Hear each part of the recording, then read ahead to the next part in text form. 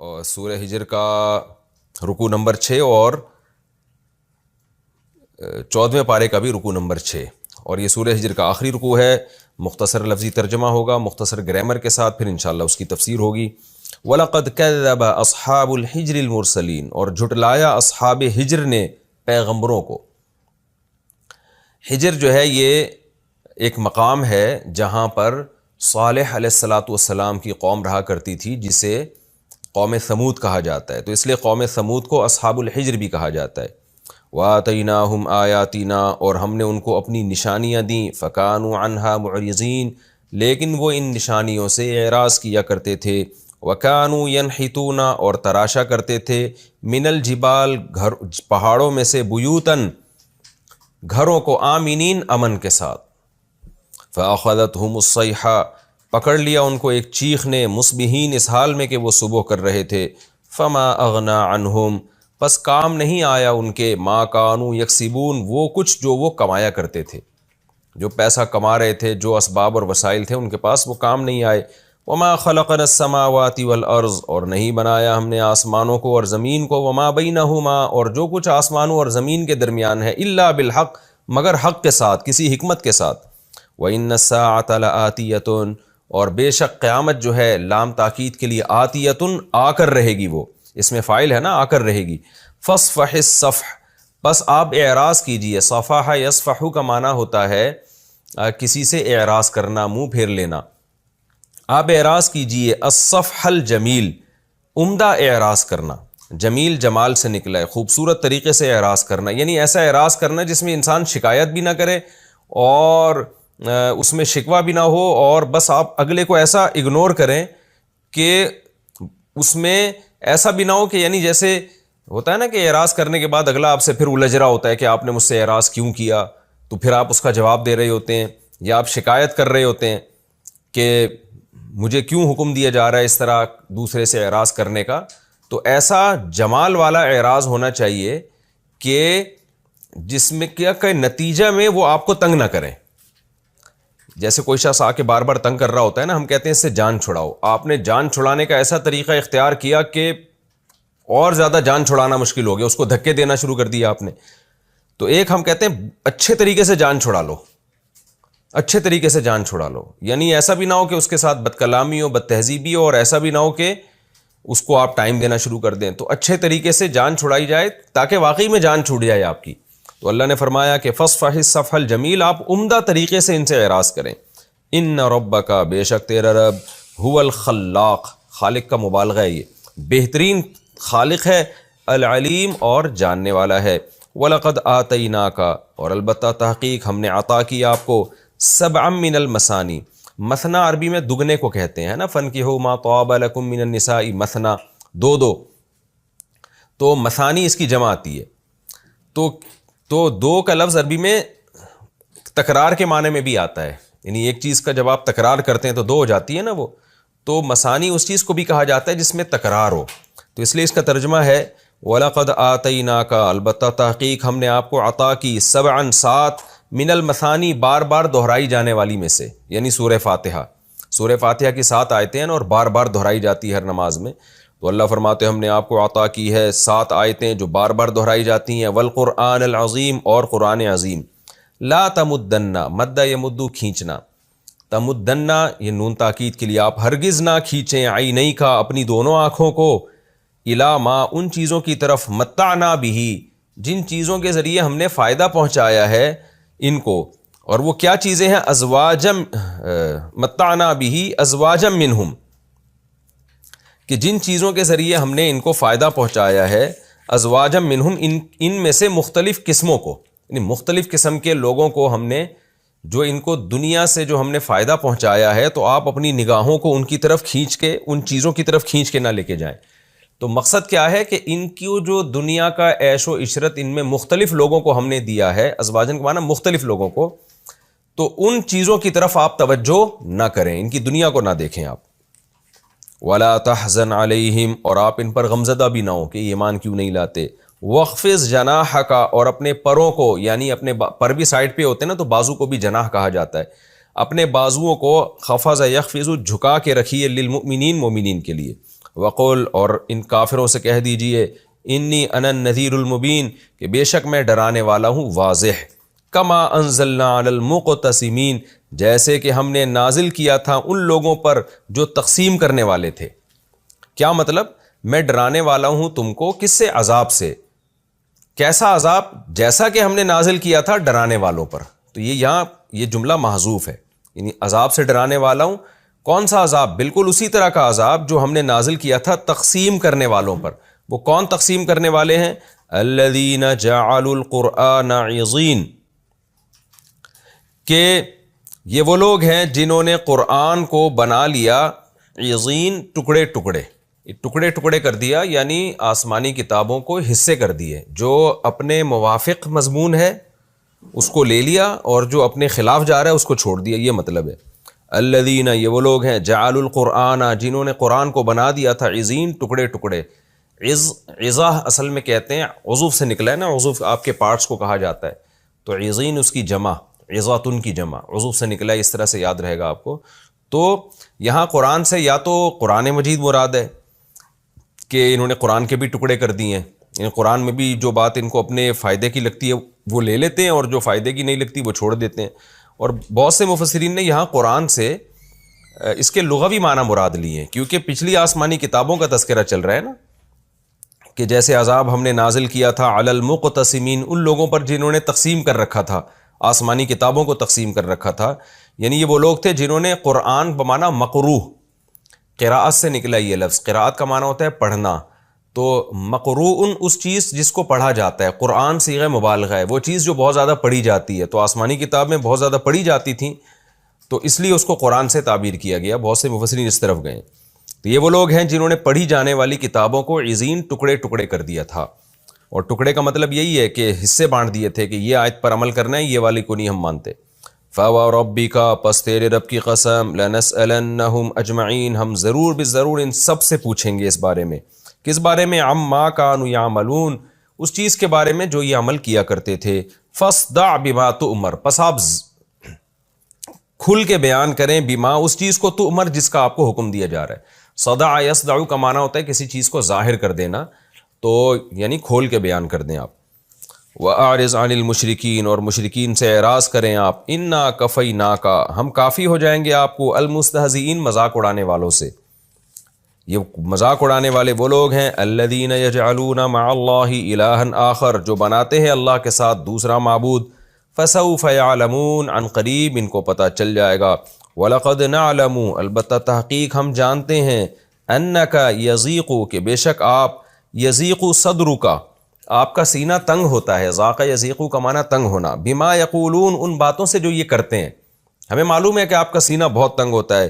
فسبح، پس آپ اپنے رب کی پاکی بیان کریں، بحمد ربک، اپنے رب کی حمد کے ساتھ، وکم من الساجدین، اور سجدہ کرنے والوں میں سے ہو جائیں، واعبد ربک، اور اپنے رب کی عبادت کریں، حتی یأتیک الیقین، یہاں تک کہ آپ پر موت آ جائے۔ یقین موت کو بھی کہا جاتا ہے، کیونکہ وہ ایسی یقینی چیز ہے کہ اس میں کسی کا اختلاف ہی نہیں ہے، تو یہاں مراد ہے یقین، یہاں مراد ہے موت۔ موت تک آپ اللہ کی عبادت کیجئے۔ یہ اس رکوع کا لفظی ترجمہ ہو گیا۔ سورہ ہجر کا آخری رکوع ہے، اب ہم اس کی تفسیر کی طرف چلتے ہیں، آسان تفسیر ہے۔ وَلَقَدْ كَذَّبَ أَصْحَابُ الْحِجْرِ الْمُرْسَلِينَ، اللہ فرماتے ہیں ہجر والوں نے، یعنی قوم سمود نے بھی مخالفت کی پیغمبروں کی۔ اب دیکھیں، قوم سمود نے تو صرف ایک صالح علیہ السلام کی مخالفت کی تھی نا، لیکن اللہ ایک پیغمبر کی مخالفت کو تمام پیغمبروں کی مخالفت قرار دے رہا ہے، کیونکہ بیسک مضمون تمام پیغمبروں کی دعوت کا ایک ہی ہوتا ہے، وہ ہے توحید اور اللہ کی عبادت، اللہ کی غلامی۔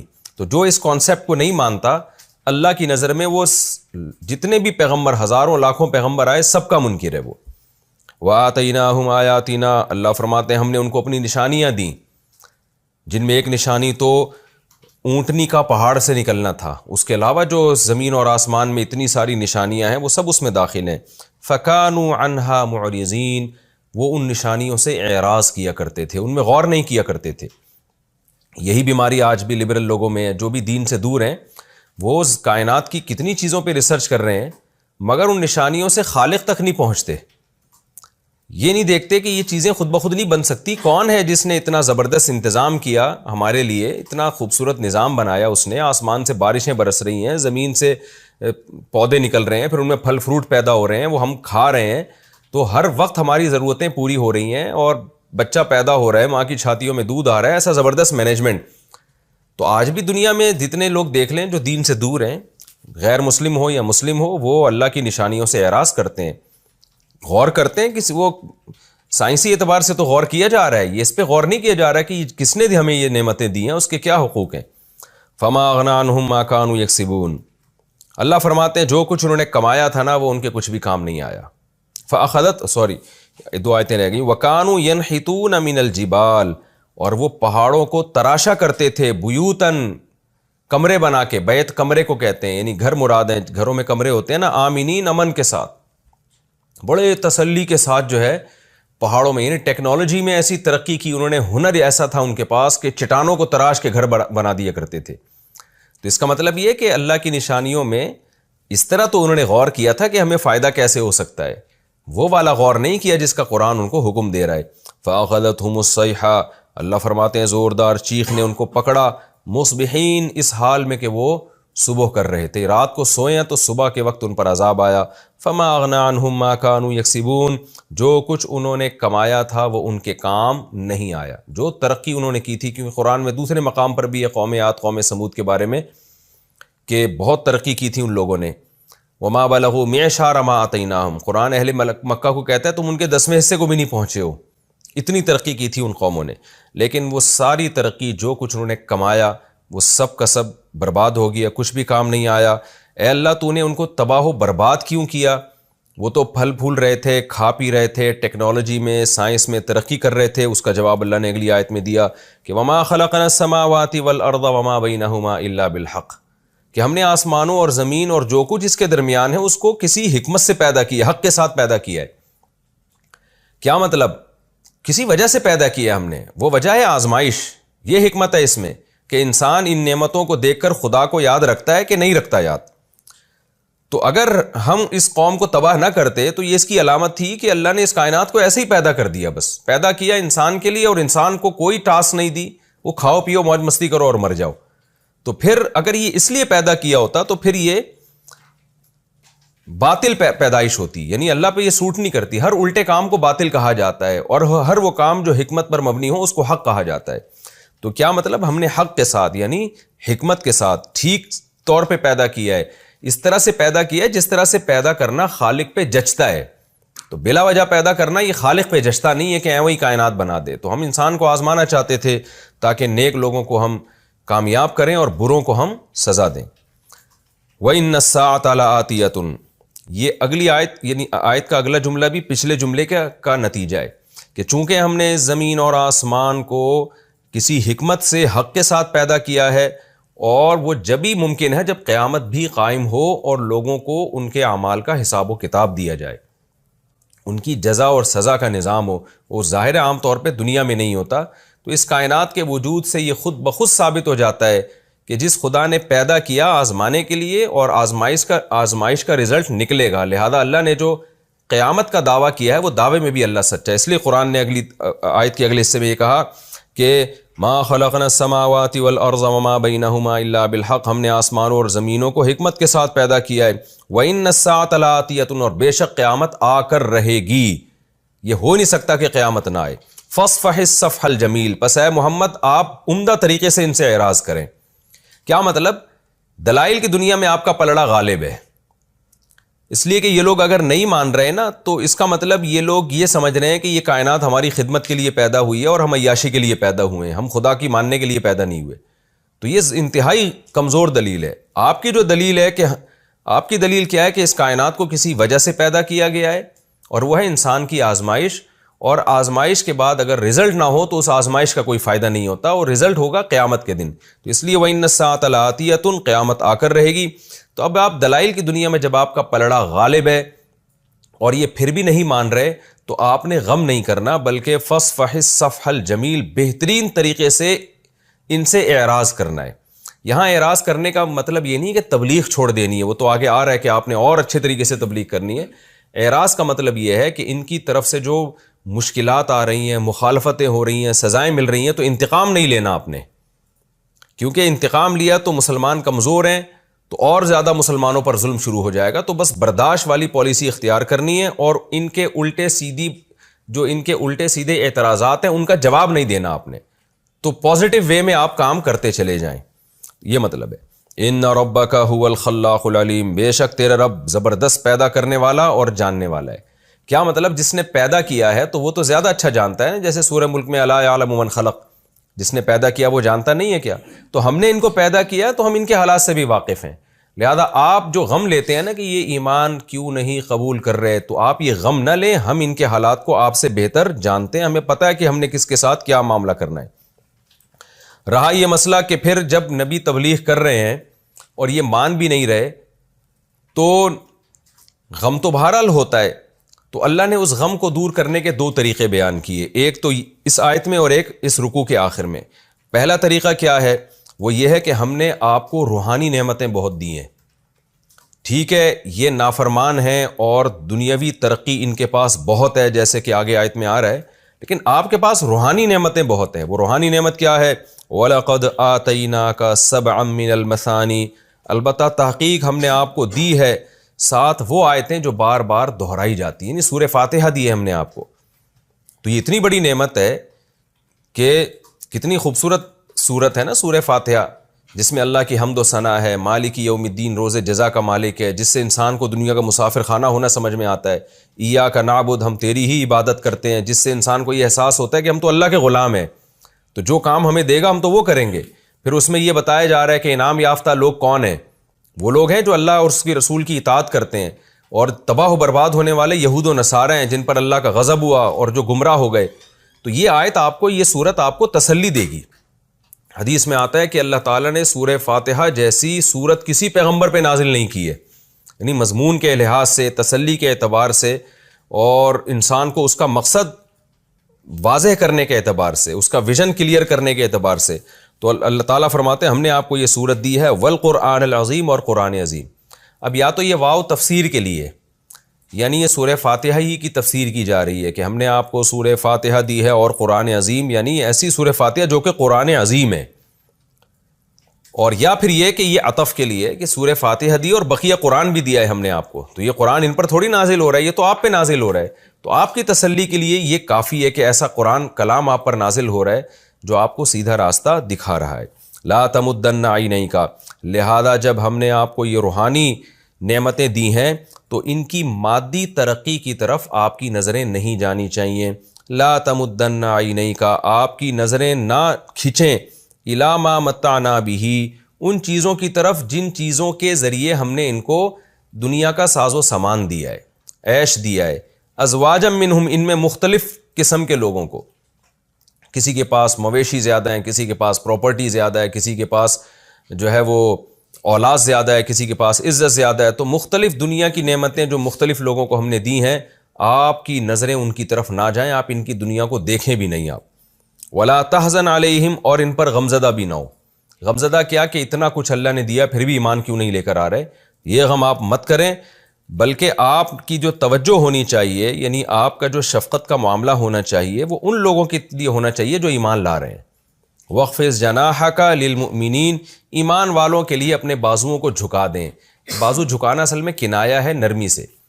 تو آپ جو ایمان لے کر آ رہے ہیں ان کے ساتھ نرمی سے پیش آئیں, ان کو توجہ دیں, وہ آپ کی بات سنیں گے بھی, ان کو ہدایت بھی ملے گی. اور یہ جو ہٹ دھرم قسم کے لوگ ہیں ان کے ساتھ ان کو آپ نے اگنور کرنا ہے, اور ان کی تکلیفوں پہ آپ نے صبر کرنا ہے, اور ان کی دنیا کی عیش و مستی کی طرف آپ نے نظر اٹھا کے دیکھنا ہی نہیں ہے. تو ان کے ساتھ, غیر مسلموں کے ساتھ کیا کرنا ہے؟ قل انی انا النذیر المبین, ان کو صاف بتا دیں کہ آپ, میں واضح طور پہ ڈرانے والا ہوں, یعنی میرا کام ہے اللہ کا پیغام تم تک پہنچا دینا, میں بتا کے جا رہا ہوں کہ تم پر اللہ کا عذاب آئے گا. کما انزلنا علی المقتسمین, ایسے ہی آئے گا جیسے پہلی امتوں پر آیا جنہوں نے اللہ کی کتابوں کو ٹکڑے ٹکڑے کر دیا تھا, جیسے یہود و نصارہ تھے کہ جو اپنے مطلب کی چیزیں تورات انجیل میں لے لیں اور جو اپنی رائے کے خلاف جا رہی ہیں ان کو چھوڑ دیا. تو تم بھی یہی کر رہے ہو, اللہ کے احکامات میں سے جو تمہیں اچھے لگ رہے ہیں, جس میں تمہاری دنیا کا فائدہ ہے, وہ احکام لیتے ہو, جس میں فائدہ نہیں ہے ان احکام کو چھوڑ دیتے ہو. اور یہ وہ لوگ تھے جن پر عذاب آیا, الذین جعلوا القرآن عضین, جنہوں نے پڑھی جانے والی کتابوں کو ٹکڑے ٹکڑے کر دیا تھا. یعنی وہی آسمانی کتابوں کو. اور اس سے یہ بھی مراد ہو سکتا ہے کہ یہی ہیں وہ لوگ جنہوں نے قرآن کو بھی ٹکڑے ٹکڑے کر دیا ہے. یعنی اب یہ قرآن پر بھی ان پر جو ان کے فائدے میں جانے والی آیتیں ہیں اس کو تو مان رہے ہیں یہ لوگ, اس کو تو فالو بھی کر رہے ہیں, جو ان کے اگینسٹ جا رہی ہیں اس کو فالو نہیں کر رہے.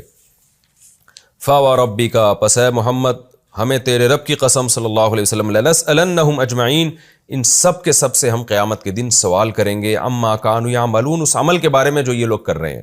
فَاصْدَعْ بِمَا تُؤْمَرُ اب چونکہ سورت کا اختتام ہو رہا ہے اس لیے اللہ نے خلاصے کے طور پر نبی صلی اللہ علیہ وسلم کو حکم دیا کہ پس بما تؤمر جس چیز کا آپ کو حکم دیا جا رہا ہے نا تبلیغ کا, فاصدع اسے کھول کر بیان کریں آپ.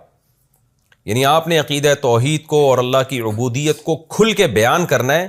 اور کس طرح سے کھل کے کہ بیان کرنا تو نہیں ترک کرنا آپ نے, لیکن ان کی تکلیفوں پہ صبر کرنا ہے اور ان کے بیہودہ اعتراضات کو نظر انداز کرنا ہے. وَأَعْرِضْ عَنِ الْمُشْرِكِينَ اور مشرکین سے اعراض کرنا ہے. اسی مضمون کو دوبارہ دہرایا گیا. اِنَّا كَفَيْنَاكَ الْمُسْتَهْزِئِينَ اور جو یہ آپ کو مذاق اڑائے چلے جا رہے ہیں آپ کی دعوت اور تبلیغ پر, تو یہ مذاق اڑانے والوں کو ہم کافی ہو جائیں گے, ہم ان سے خود انتقام لے لیں گے. الَّذِينَ يَجْعَلُونَ مَعَ اللَّهِ إِلَٰهًا آخَرَ یہ مذاق اڑانے والے وہ لوگ ہیں جنہوں نے اللہ کے ساتھ ایک اور معبود تراش لیا ہے, اللہ کے علاوہ بھی معبود تراش لیے ہیں. تو اتنا بڑا جرم کیا, ہم ان کو کیسے چھوڑ دیں گے؟ فَسَوْفَ يَعْلَمُونَ عن قریب ان کو پتہ چل جائے گا. وَلَقَدْ نَعْلَمُ أَنَّكَ يَضِيقُ صَدْرُكَ اللہ پھر آخری میں نبی صلی اللہ علیہ وسلم کو تسلی دے رہے ہیں کہ ہمیں یہ معلوم ہے کہ آپ کا سینہ بہت تنگ ہوتا ہے بما یقولون ان باتوں سے جو یہ کرتے ہیں. میں نے بتایا نا, آپ لوگ سوال پوچھتے ہیں کہ بار بار قرآن میں اتنی تسلیاں کیوں ہیں پیغمبر صلی اللہ علیہ وسلم کو. تو اصل میں جس پر گزرتی ہے اس کو پتہ ہوتا ہے, کیونکہ نبی صلی اللہ علیہ وسلم کی دعوت بہت واضح تھی اور آگے سے جو اس کا رسپانس مل رہا تھا وہ انتہائی بیہودہ تھا, اور قوم کے عقلمند لوگوں کی طرف سے ایسا بیہودہ رسپانس مل رہا تھا. تو جب انسان خود مبتلا ہوتا ہے اس آزمائش میں اور وہ دیکھتا ہے کہ میں دلیل سے بات کر رہا ہوں اور سامنے والا کیسی چالاکیوں سے کام کر رہا ہے, کام لے رہا ہے, تو یقیناً انسان ڈپریشن میں جاتا ہے. تو اس لیے اللہ نے اس صورت کے آخر میں پھر نبی کو تسلی دی. وَلَقَدْ نَعْلَمُ البتہ تحقیق ہمیں پتہ ہے, أَنَّكَ يَضِيقُ صَدْرُكَ کہ بے شک آپ کا سینہ بہت تنگ ہوتا ہے, بِمَا يَقُولُونَ ان باتوں سے جو یہ لوگ کر رہے ہیں. تو ہمیں پہلے سے یہ معلوم ہے, ہم آپ کی اس کیفیت کو دیکھ رہے ہیں. فَسَبِّحْ بِحَمْدِ رَبِّكَ لہذا آپ کو تسلی کیسے ہوگی, آپ اپنے رب کی حمد کے ساتھ اس کی پاکی بیان کریں, یعنی اللہ کی تسبیح کیا کریں, سبحان اللہ والحمد للہ کہا کریں. کیونکہ اللہ کی جب جامع آپ حمد کریں گے نا تو اس میں سبحان اللہ کا مطلب اللہ ہر عیب سے پاک ہے, اور الحمد للہ کا مطلب تمام اچھی صفات اس اللہ کے اندر موجود ہے. تو اللہ کی تسبیح بیان کرنے سے اللہ کا قرب ملتا ہے. تو آپ کو اللہ کا جتنا قرب ملے گا اتنا ان کی مصیبتوں پہ صبر کرنا آپ کے لیے آسان ہو جائے گا. کیونکہ جب انسان کو کسی سے محبت ہوتی ہے نا تو محبوب کو خوش کرنے کے لیے وہ مخالفین کے تکلیفوں پہ بھی صبر کر لیتا ہے. وَقُم مِّنَ السَّاجِدِينَ اور آپ سجدہ کرنے والوں میں سے ہو جائیں, یعنی مراد نماز ہے, کیونکہ سجدہ رکن اعظم ہے نماز کا, تو کنایا ہے نماز سے, یعنی آپ نماز پڑھیے. وَاعْبُدْ رَبَّكَ حَتَّى يَأْتِيَكَ الْيَقِينُ اور اپنے رب کی عبادت کرتے رہیے جب تک کہ آپ کو موت نہ آ جائے. یعنی اس میں بھی تسلی ہے کہ ان تین کاموں سے, یعنی نماز پڑھنے سے, عبادت کرنے سے, تسبیحات کرنے سے کیا ہوگا کہ اللہ کا قرب ملے گا, جس پر آپ کے لیے غم برداشت کرنا آسان ہو جائے گا. اور دوسری بات یہ کہ جب موت تک آپ نے یہ کام کرنا ہے تو یہ بھی چیز انسان کی تسلی کا ذریعہ بن جاتی ہے کہ بھئی میرا جو مشن ہے وہ تو اللہ کو راضی کرنا ہے موت تک, تو میں نے تو ہمیشہ وہی کام کرنا ہے جس میں رب راضی ہو. تو یہ چیز بھی تسلی کا ذریعہ بنتی ہے. تو یہ ہمارا رکوع الحمدللہ کمپلیٹ ہوا اور آسان رکوع تھا.